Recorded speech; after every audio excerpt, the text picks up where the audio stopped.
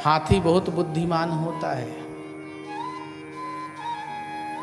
पशुओं में बुद्धिमान कहा गया है हाथी।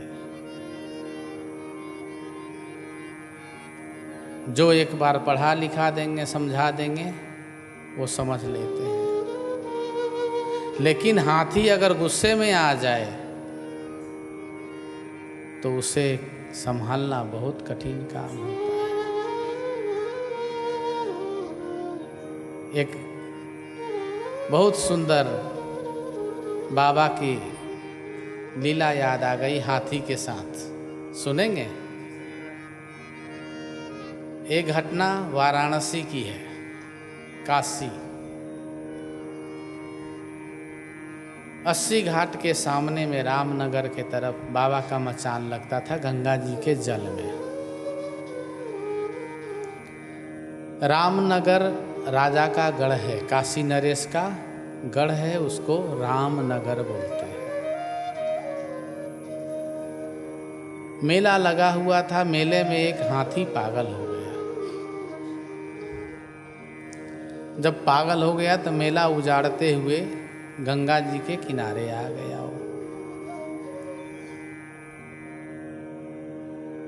कुछ लोग भाग के आए और बाबा को बोले कि बाबा, एक हाथी पागल हो गया है और बहुत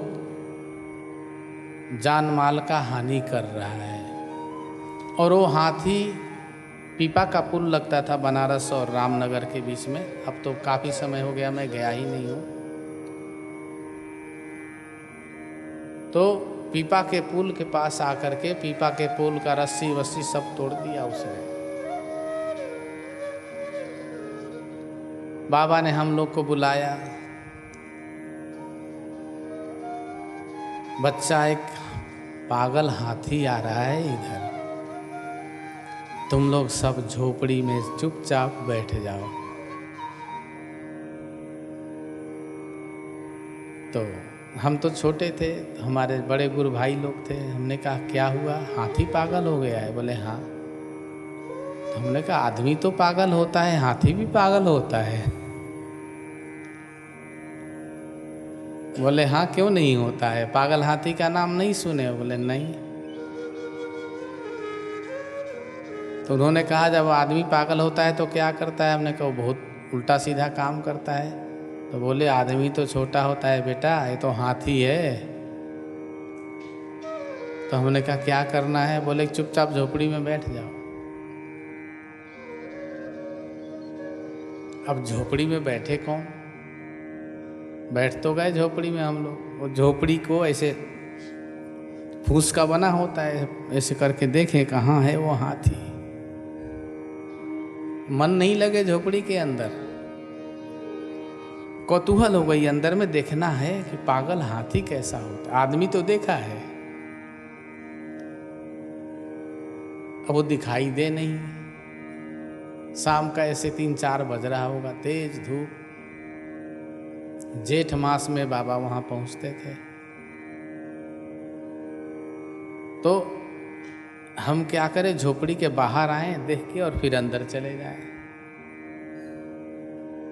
और सब महात्मा को बताएं अभी तो कुछ नहीं आया। तो बाबा ने हमें देख लिया। बाबा बाहर बैठे थे, बाहर आ गए बाबा। तो हमने कहा बाबा बाहर आ गए, हम लोग अंदर रहेंगे, हाथी आएगा कहीं बाबा के ऊपर हमला ना बोल दे।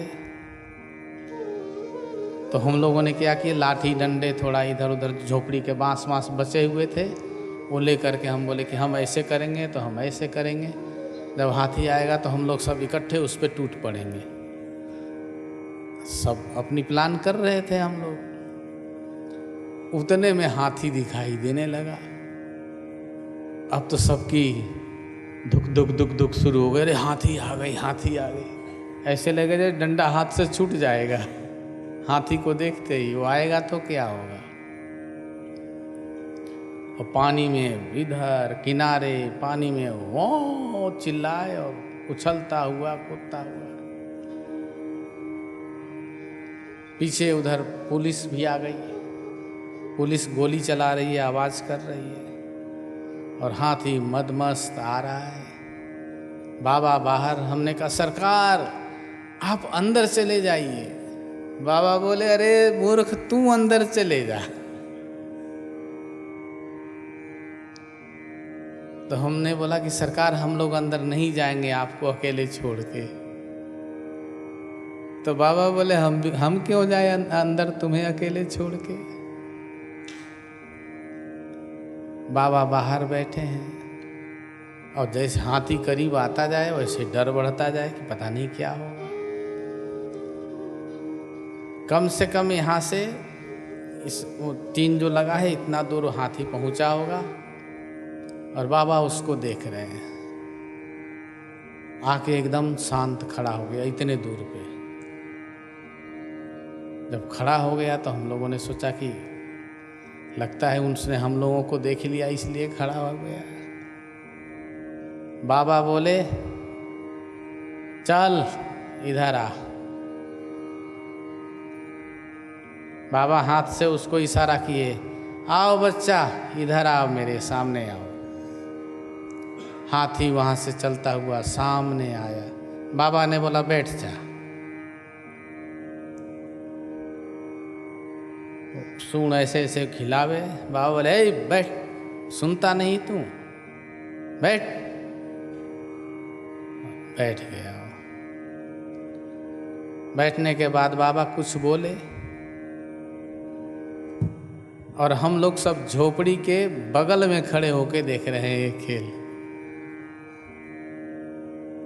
तो बाबा ने फिर जब 5-7 मिनट हो गया तो आवाज दिए, बालक। सच्ची बात बताएं, आवाज भी ऐसे निकली जैसे मरी हुई आवाज, जी सरकार। अरे बच्चा कहाँ गए साधु तुम लोग। बाहर निकले, जी सरकार। बच्चा इसको प्रसाद दो। अब तो ऐसा लगा जैसे पाँव ही नहीं है शरीर में। प्रसाद दो और पागल हाथी को। बाबा बोले बच्चा ये नाव पर केला रखा हुआ है, उठाओ और इसको दो।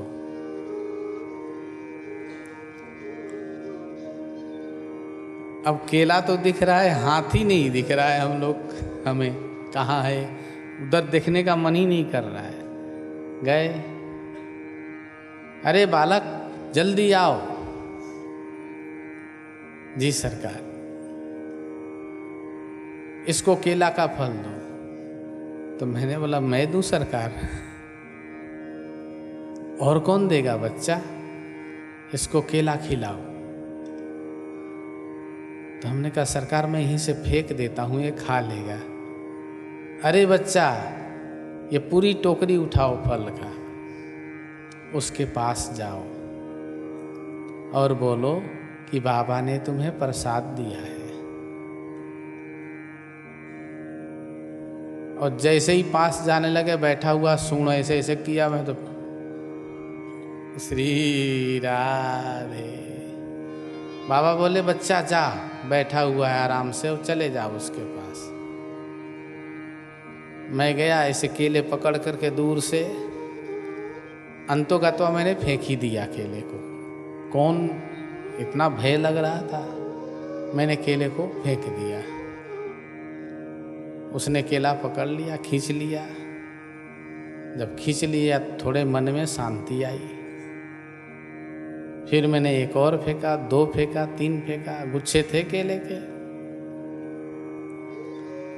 अब उसके बाद तो उठ गया, खड़ा होने लगा वो। फिर मैं तो टोकरी रख के मचान के नीचे आ गया नाव पे।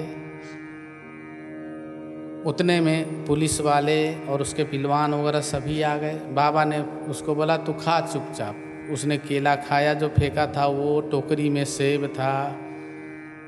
टोकरी पलट करके सारा एक एक करके खा लिया। पिलवान बोलते हैं जो हाथी को संभालता है। बाबा ने पिलवान को बुलाया, बोला डांटा बहुत कि तुम इसके साथ अच्छा व्यवहार नहीं किए, तुम्हारी बात क्यों नहीं माना ये। और मुझे ऐसा लगा जब बाबा उस पिलवान को डांट रहे थे तो हाथी खुश हो रहा था, वो ऐसे ऐसे सर कर रहा था। बाबा ने खूब डांटा उसको।